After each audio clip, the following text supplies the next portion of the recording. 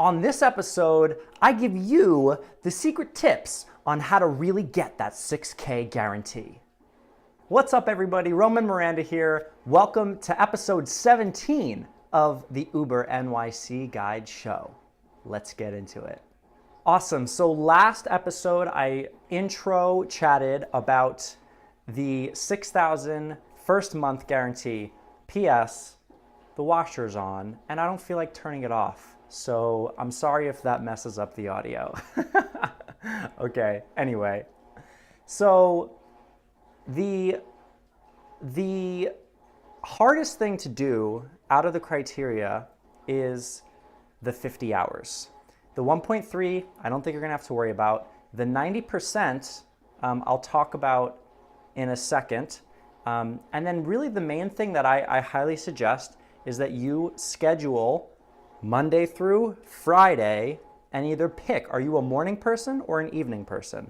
If you're a morning person, then get up at 5 and get to the city by 6 and then do 6, 7, 8, 9, or 6, 7, 8, 9. You'll get 3 hours a day, and then you'll do 3 hours a day for 5 days is 15 hours. So you can do that and you can work 5 10-hour days and then you're set. Or you can work 5 8-hour days and then pick up the rest of the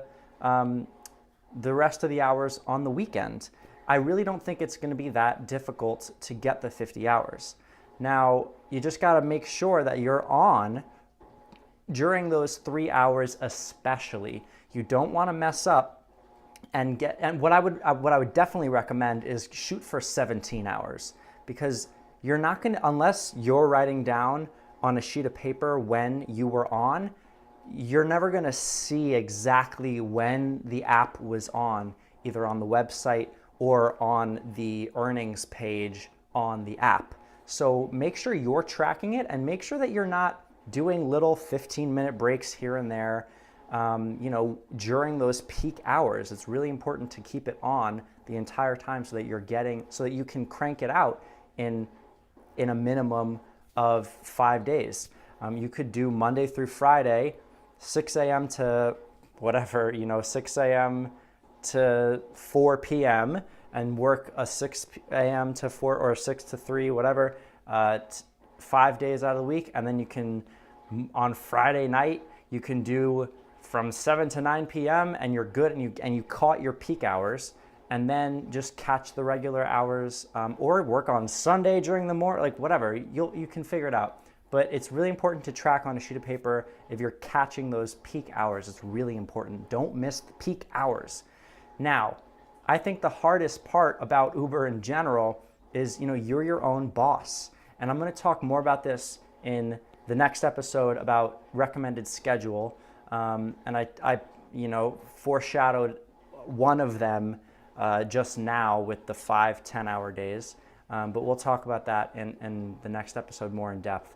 I want to finish up talking about the 6K month. The other criteria, the 1.3, I think I had almost 2 or 2.1 each of the 4 weeks, so I highly doubt you're not going to get 1.3. You're going to get 2 rides an hour. That's pretty normal. So I wouldn't worry too much about that. The last bit though is the 90% acceptance rate, and this really pissed me off. But there was 1 week that I didn't get it because I'll gripe on it later. Here's what I recommend: accept 100% of the trips in your first 4 weeks, whether it's Uber Pool or whether you drove someone to bumblefuck nowhere and then you get a request, and just accept all of them. Accept all of them, because if you don't, the chances you don't want to mess with that percentage, because you're not going to be able to see that stat, which really annoyed me because I really think that I got it 1 week and they said that I didn't. And it's the safe thing to do, because if you get 90 trips, you might be thinking, 90 trips in a week, let's say that's, I've gotten that plenty of times, 90 trips in a week, then you're thinking, okay, then I'm allowed to decline 9 trips. But what happens, and this is what I think happened to me, if you have someone in your car and let's say you're Uber X, you got someone Uber X in your car and you get close to their destination, then you may get a tap to accept the next trip so that there's no lag time between trips. Now, I truly believe that that was the reason why I didn't get it one week, because what happened was I went and it was a 2-part trip, and it was a mom, and I picked up her son, and then I drove to mom's place of work, and then it kept buzzing me, and it said, tap to accept, tap to accept, tap to accept. And I didn't do any of them because I had the kid in the back, and I was waiting for mom to come in, and then once she came in, then she switched the destination to the final destination, which was their home, and then I drove them both home. Now, that's totally fine, but what I would recommend is either you can do this, go into the app and change the destination as soon as you know it's gonna change, because Uber will know when you're getting close to that final destination and it will ping you for another ride if you're nearby. So I truly believe, and I think I got like 7 rides, and then it happened another time where I just wasn't accepting them because I had someone, it was a 2-part trip. That was 4, 2-part trip. So in general, just in case something like that happens, or just in case you nod off and you forget and you don't tap, then that's gonna lower that percentage. And over a week, 9 is not that much. That's like, you can only miss 1 a day. So you really want to just accept as much as you can. I think, shoot for 100%. You're never going to know what that percentage is, at least at the time of this recording. So you've been forewarned. I'm telling you, try to do 100%. So again, those criteria, the 50 hours, check the next episode for recommended schedules. But in general, you'll see in the next episode why I'm so adamant about schedules. But that's the 50 hours. The 1.3 I would not worry about. I truly believe that if you start in Manhattan each day, or even if you start in Brooklyn each day, and you're driving around, you're gonna get the 1.3 rides per hour. And then for the 90% criteria, make sure. And for the 90% criteria, make sure, I think you should just accept 100% of the rides in the 4 weeks. And then maybe you'll hate Uber Pool like I do now after you see that, but that's for another episode.